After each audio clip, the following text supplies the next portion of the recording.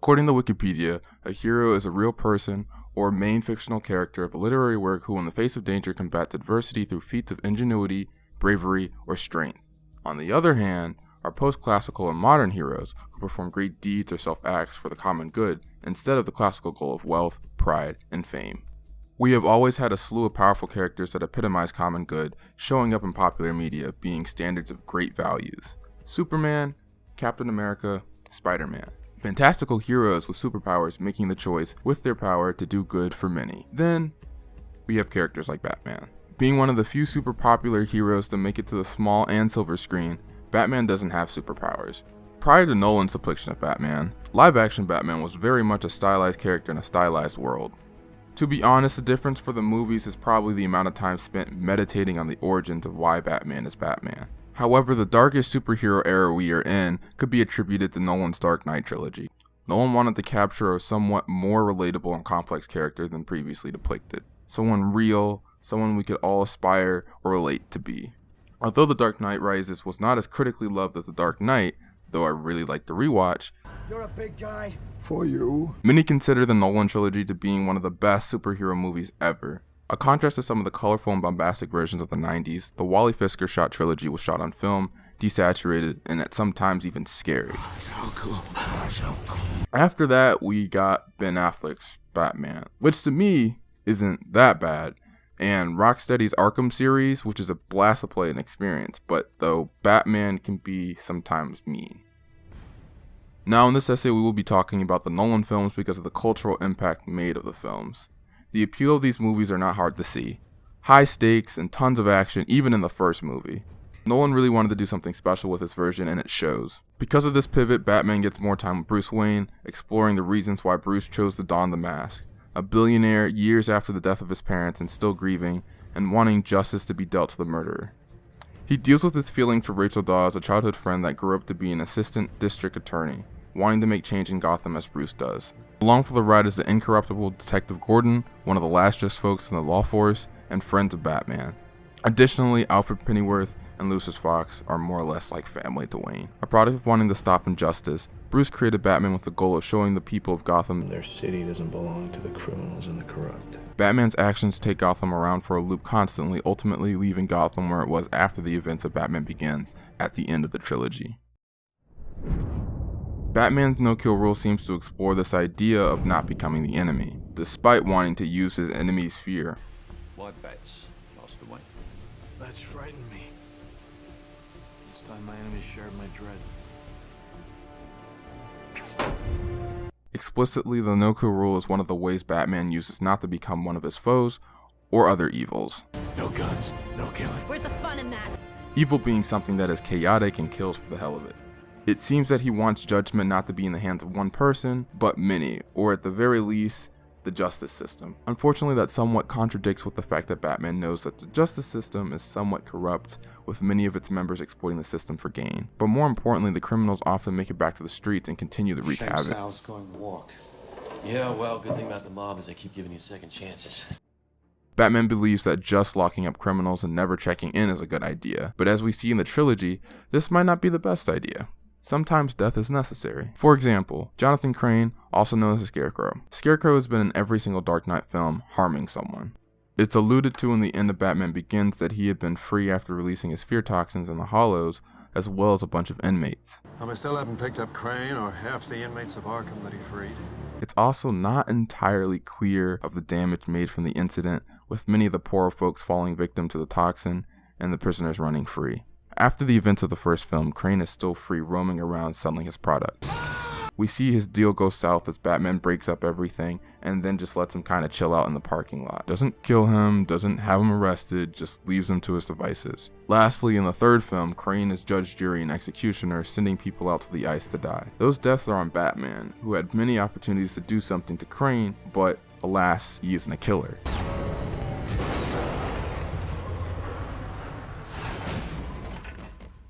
Similarly, Bane breaks out the prisoners and a whole undoing of the Dent Act follows. Of course, this isn't the most realistic situation, but at the very least this proves my point about Batman intertextually. Yes, he states he isn't an executioner, but he just wants the bad to be shoved away, not seen. But this doesn't reduce recidivism, it increases it. However, I don't believe Batman should be killing every person who does something wrong, but it irks me that Batman doesn't assess situations further than, they bad. This rule is not about redemption, which could truly help many of the criminals, even the big ones. Batman's no-kill rule is about being right, with no possibility of being wrong, which is one of the reasons why the Dark Knight succeeded. The Joker challenged the self-righteous ideology head-on, stringing Batman along while he kills citizens of Gotham. Joker had one request, and it was for the Batman to take off his mask. Then he would stop the madness. So Batman decides against taking off the mask or killing Joker. Ultimately, he allows Dent to say he's the Batman. Therefore, the Agent of Fear would end up corrupting the last hope for justice in Gotham. Harvey Dent, who, like Batman, is understood as incorruptible and a shining white knight in the darkness that is Gotham. But the Joker knew. The Joker manages to somewhat fulfill his thesis using Harvey Dent instead of Batman by killing Rachel Dawes and driving Dent to revenge. Joker's thesis is further proven by Batman having to kill Harvey to save Gordon's son, and Batman sacrificing his image in order to protect Gotham. An action which proves beneficial to Gotham after the Dent Act is enacted, and it seems to clean the streets of Gotham for 8 years. Thus, without the death of Dent, Gotham would be worse than before. The no-kill rule could be about redemption, instead of being a means to bring people to prison to do nothing to change circumstance. Scarecrow goes on to become an actual executioner. Bane releases a bunch of criminals. At best, this rule is a vessel for Batman to beat people within an inch of their life without remorse. At worst, it's a temporary way of halting criminals' progress. Also, the no-kill rule is non-specific, indirectly killing foes, also known as letting them die, or just straight up tackling them to death. Batman, being the person who creates the rule, seems to flip-flop on the specifics of the rule. I'm no executioner.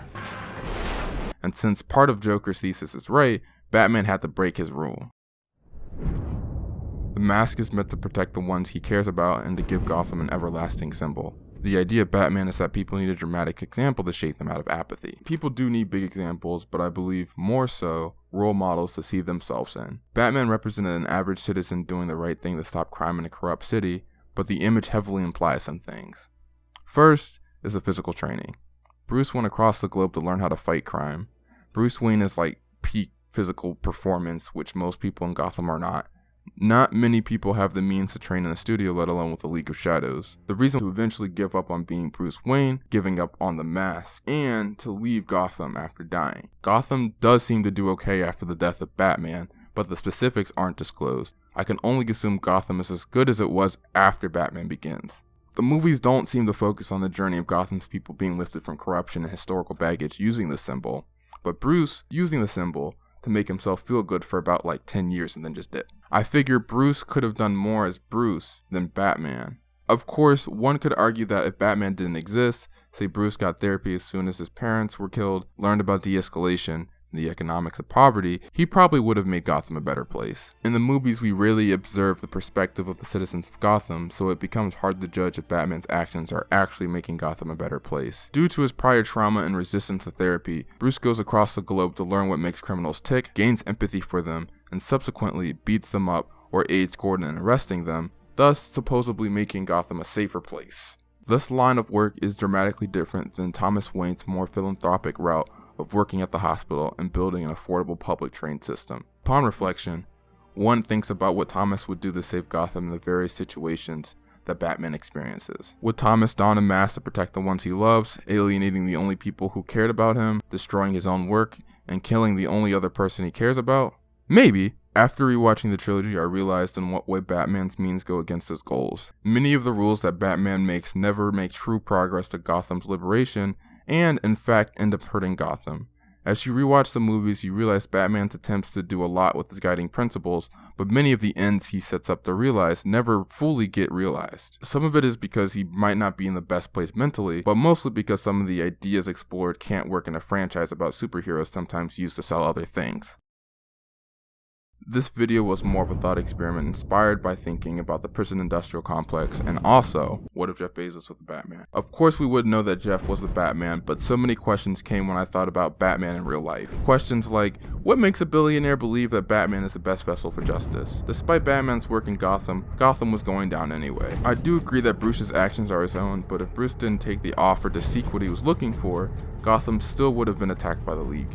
You know, instead of looking for the system causing issue, the League wants to burn down Gotham because it's corrupt. Because that makes so much sense. In theory, a billionaire rising up to stop corruption is indeed plausible at this point. Batman or some larger union was needed to defeat the League of Shadows. Another issue is despite defeating the League of Shadows, Batman leaves at the most critical part: how to move forward. Gotham needs a new system to replace what wasn't working before, or a new evil will come out.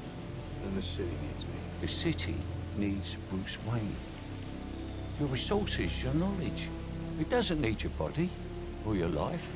Say if Bruce decided to reinvest in Gotham, rebuild the train, or committed a program that gave money to poor folks recruited by Falcone, he could have reduced crime a ton. Though both Thomas and Bruce are apparently bad with money. They are some of the brightest people on Earth, so I'm sure they can figure out something so they can make some money regularly. So many questions after rewatching. Still, the Dark Knight trilogy is some of the most entertaining works of fiction created recently.